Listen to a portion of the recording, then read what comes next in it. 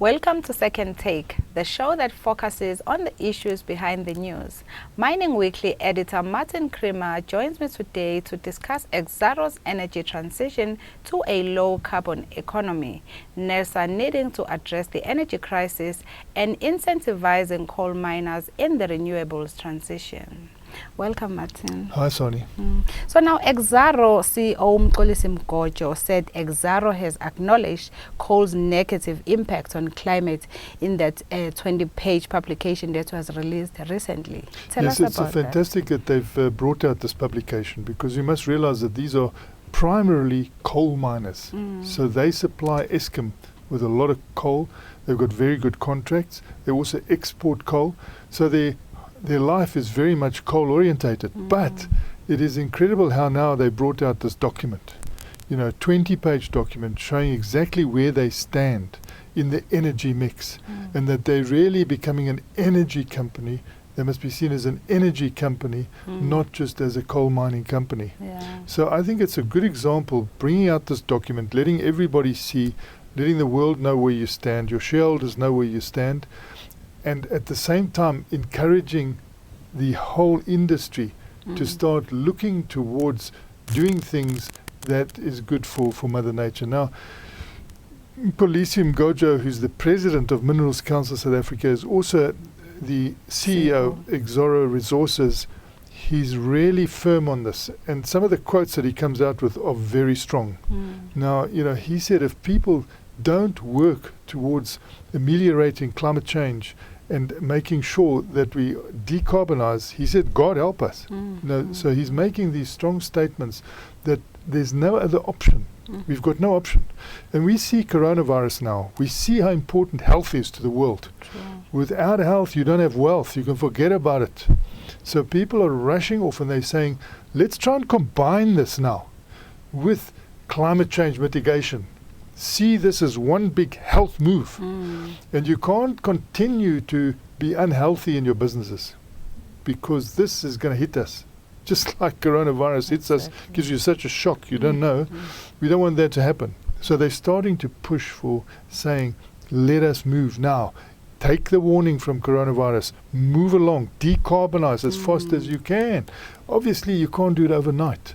But if you start moving now, we will reach these Paris Agreement goals, which they totally committed to. The Exxaro Resources 100% committed to lowering the temperature of the world, and committed to all the global and UN activities. I think all the companies should make sure that they not only say this, but they do things like what Exxaro has done. They have actually now they own a company which produces renewable energy. So you mustn't only talk, you must do. And now the leading domestic law firm Weber Wenzel says there is legal scope for Nersa to treat South Africa's electricity crisis with far greater agency. Yes, you find that ministerial determinations go out from the Mineral Resources Department, and they go to Nersa, which is the National Energy Regulator of South Africa.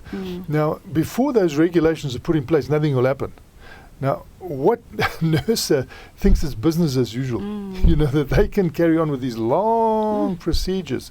Now, do we have a load shedding crisis or not? Do we have a shortage of energy or not?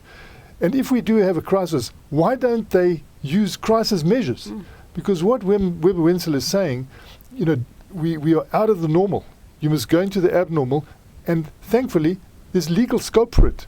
You can say, listen, we are not going to go through our long procedure anymore. We are going to treat this as a crisis, and we're going to move fast. And we're going to set up the regulations so that people can start taking climate change seriously, as we've had to take coronavirus seriously. Let's take them seriously. Health is a massive thing. So they are saying to Nersa, speed up, because there's legal scope for you to do that, and you've actually got no excuse to be so slow. And lastly, Martin, tell us about an opinion piece which suggests that coal miners should be incentivized to support the transition to renewables.